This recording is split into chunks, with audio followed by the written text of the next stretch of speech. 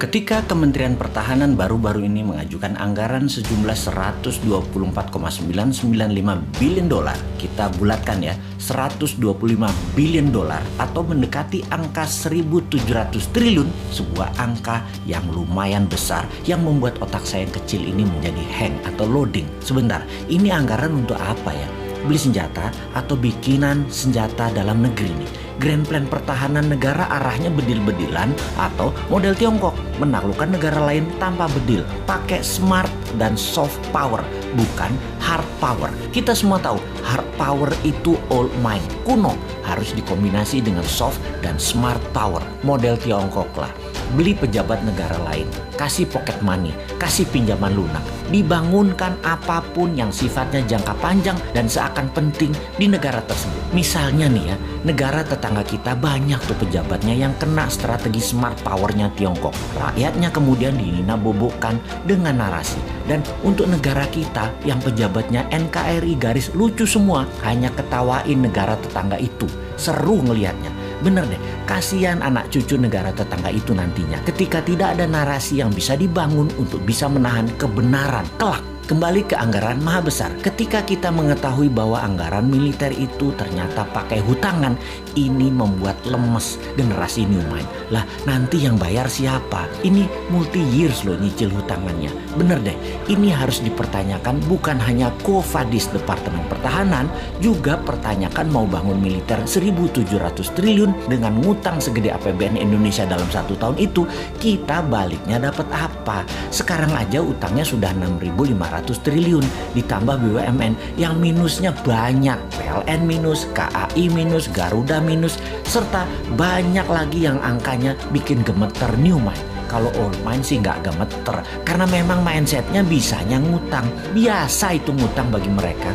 Oke, kita yang bodoh ini mau nanya, ini arah militer Indonesia mau kemana ya? Kita tanya, anggap semuanya buat beli alat utama sistem pertahanan, alutsista. Ini kita mau defense, mau bertahan atas serangan dari negara mana? Apa bentuk serangannya mereka emangnya? Sehingga beli penangkisnya apa? Oh oke, kita mungkin mau menyerang. Mau menyerang siapa? Wilayah mana yang mau diserang? Yang mau ditaklukkan? Papua Nugini, Pasifik Selatan, Australia, atau Malaysia, atau kemana? Tiongkok mungkin kita mau taklukkan. Pakai apa penaklukannya? Apa yang didapat dari serangan keluar tersebut? Misalnya mau menaklukkan Tiongkok, kita mau ambil hartanya Tiongkok, mau ambil cewek Tiongkok, atau mau ambil Malaysia supaya kontrol Selat Malaka 100%. Mau kemana kira-kira bos?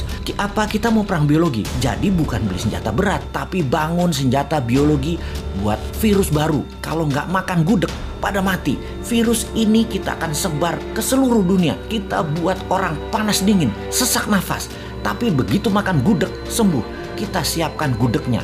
Agen-agen di seluruh dunia, negaranya kita kendalikan. BPOM di negara lain kita mainkan agar gudeg lulus BPOM mereka. Dan makanan lain yang mirip-mirip gudeg gak dapat izin BPOM di negara lain tersebut. Kemudian kita sebar lagi virus lainnya lagi, yang obat penangkalnya rawon. Kemudian virus yang obat penangkalnya empek-empek, nasi padang, dan lain sebagainya. Nah, kalau perangnya begini saya dukung dah. Atau kita beli harps, kita ubah cuaca, kita bikin Papua ada salju agar Indonesia ada 4 musim. Di Indonesia bagian timur, di Maluku, Nusa Tenggara, Papua ada salju. Bayangkan di Maluku dan Nusa Tenggara ada salju, ada pantai. Keren abis. Di Papua akan ada ski resort banyak. Kayak di Swiss, gila nih Indonesia kerennya. Sementara di Indonesia bagian barat dan tengah seperti biasa, hanya 2 musim. Lupa, ada musim pilkada sama pilpres ya, sama musim duren.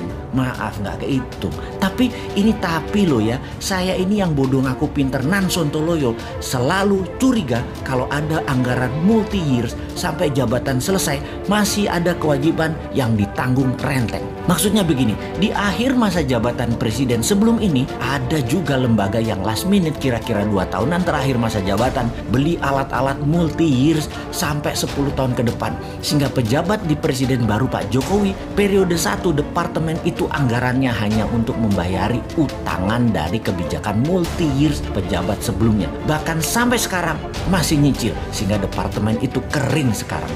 Ini ngebayang aja, kalau kita beli barang dari luar negeri, komisinya di luar negeri loh ya. Komisi selalu didapat dari penjual kan. Dan jarang loh penjual gak ngasih uang tali kasih, itu jarang. Jadi si pejabat periode lalu beli-beli dalam jumlah besar, komisinya di muka dong ya. Gede banget dong komisinya karena dealsnya multi years. Lumayan, namanya juga udah akhir masa jabatan. Mulai paham kenapa si Sontoloyo ini berkerut kening urusan anggaran besar multi years yang ditanggung renteng sampai pejabat berikut-berikutnya. Ya, mudah-mudahan analisa si Bosman ini salah lagi. Karena kayaknya amanah kok pejabatnya. Calon presiden kemudian kok. Pasti maha suci.